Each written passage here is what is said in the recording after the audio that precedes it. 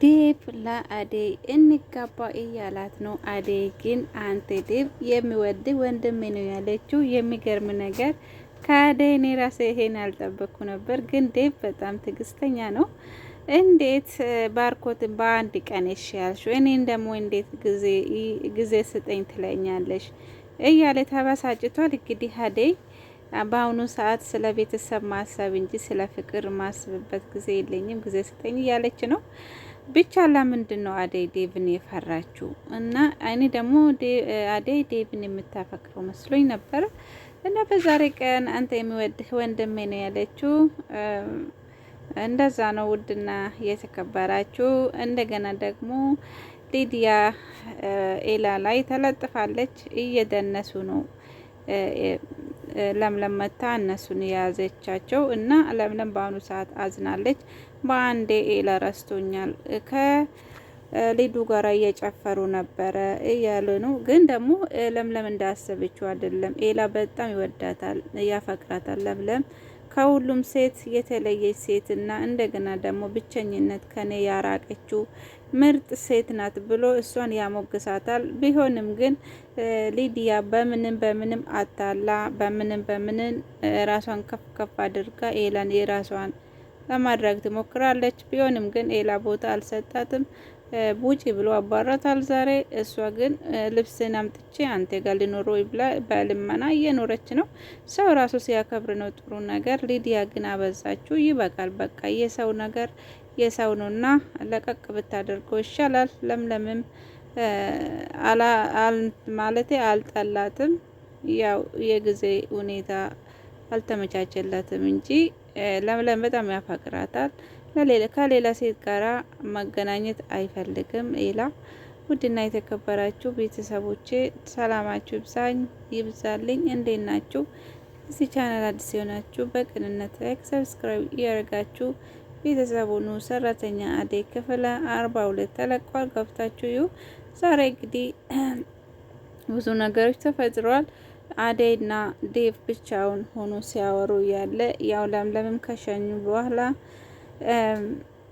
አደይ እኔ እወድሻለሁ፣ አፈቅርሻለሁ፣ አንቺ ምስኪ ንገሪኝ ያለሽ ለእኔ ስሜት ብሎ ስጠይቃት አዎ እንዳንተ ሰው እንዴት ላልወድ እችላለሁ? ወዳለሁ አለችው። እንተ ንጹህ ወንድሜ ነው አለችውና ዴቭን ልቡን እየሰበረችው ነው። አደይ እንግዲህ ባርኮት በአንድ ቀን ጠይቆ በአንድ ቀን መልሳለት ነበረ። እሱም ቢሆንም ግን ለባርኮት ቀጥታ እሺ ባትል እንኳን ቤት ገብታ ለፍቅር ካሁኑ በኋላ ባርኮት የኔ ፍቅረኛ ነው ብላ ተናግራ ነበረ። ቢሆንም ግን ያ ነገር ትክክል ነበረ። ለለምለምም እኔ ባርኮትን እቀበላለሁ ባርኮት አግኝቼ ነው ብላ ስትናገር ሰምታችኋል። እና አደይ እንግዲህ የጥቅማ ጥቅም መሆን የላባትም። መቼም ቢሆን ከዴቭ ጋር ሆና ሰርቶ ቤተሰብ መርዳት ይቻላል። ዴቭ ደግሞ በጣም ስለሚያፈቅራት ቤተሰብ ለመርዳት ዝግጁ ነው። በጣም ምርጥ ልጅ ነው፣ ትዕግስተኛም ነው። ከሱ ብዙ ነገር መማር ይቻላል። ሰው መምከር እንደገና ደግሞ ወይ ከጥቅም ነፃ የሆነ ሰው ነው። አደይ ግን ለምንድን ነው ባርኮትን ይደግፈኛል፣ ይረዳኛል፣ ቤተሰቦቼንም ይረዳቸዋል ብላ ቶሎ ብላ እሺ ያለችው። አሁን ዴቭ ደግሞ በተደጋጋሚ ሲጠይቀው በተደጋጋሚ ስለምነው አሁን በዛሬ ቀን እንግዲህ ወንድሜ ነህ ማለቷ ትክክል አይደለም ብዬ አስባለሁ። ለረጅም ጊዜ ለእሷ ስል ብዙ ነገር ሆኗል።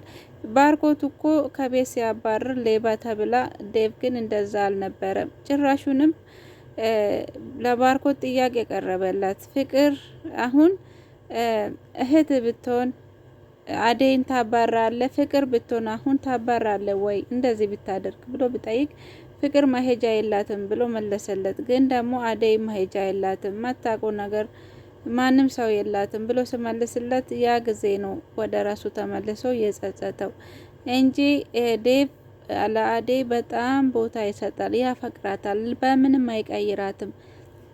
ባርኮት ግን ልክ ቤዛ ስትመጣ ወዳው ነው እኔ የድሮ ፍቅረኛ ይመታለች። አደይ እንግዲህ ጠይቄሽ ነበር ያልተቀበልሽኝና እኔ ወደ ቤዛ ሄጃለሁ ደህና ሁኚ ብሎ ታሰናበታት።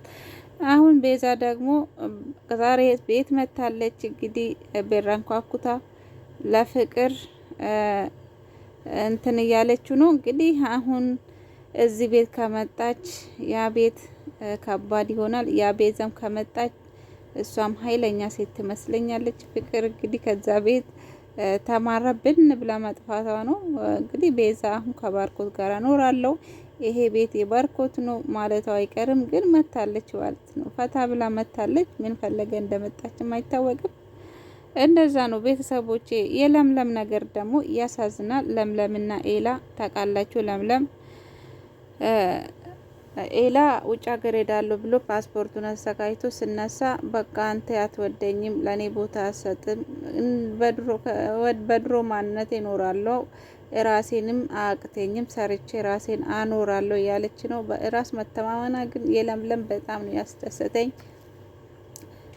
ሊዲያና ፍቅር ራሱ ለምለምን አይናገሯትም። ብናገሯትም እንኳን እሷ ትክክለኛ መልስ ትሰጣለች። አደይም አሁን ከፍቅር ተምራ አሁን ደና መልስም እየመለሰች ነው። እነሱ እንዳይጎዷት ራሷን እየተከለከለች ነው።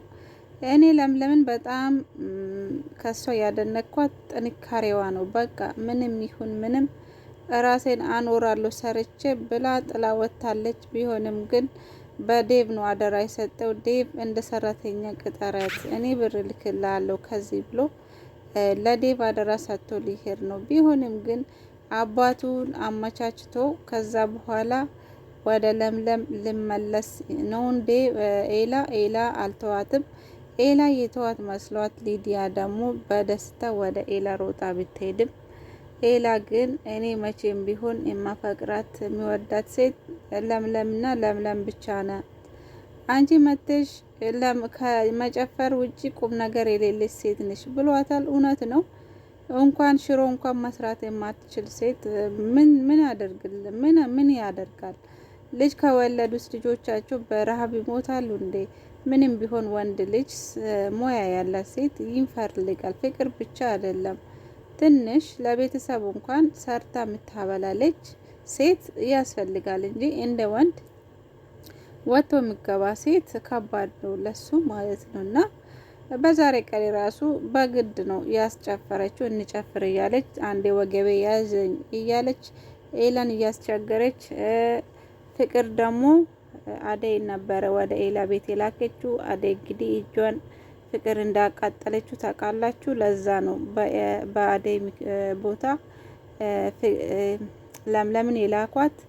ያው በዛውም ያወራሉ ብሎ አስቦ ነው። እነሱ ግን ተቃቅፎ እየደነሱ ነበረ እና ለምለምን ይሄ ነገር አይታ በጣም ነበረ የተሰበረችው።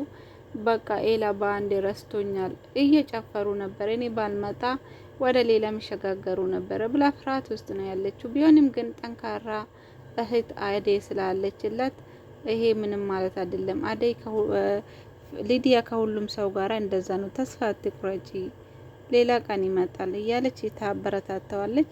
እና እንደዛ ነው።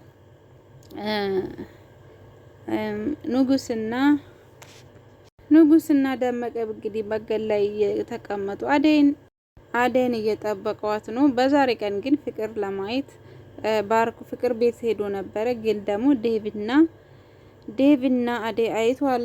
እዚህ ምን ይሰራሉ ብሎ ሲጠይቁ አደይ ፈለጋ ነው እየመጡ ብላ ፍቅር እንግዲህ መቼም ሁሌ መጠንሰስ አይቀታትምና አደይ ላይ ለጥፋለች። ውድ ቤተሰቦች ደህና ሁኑ። ክፍል 42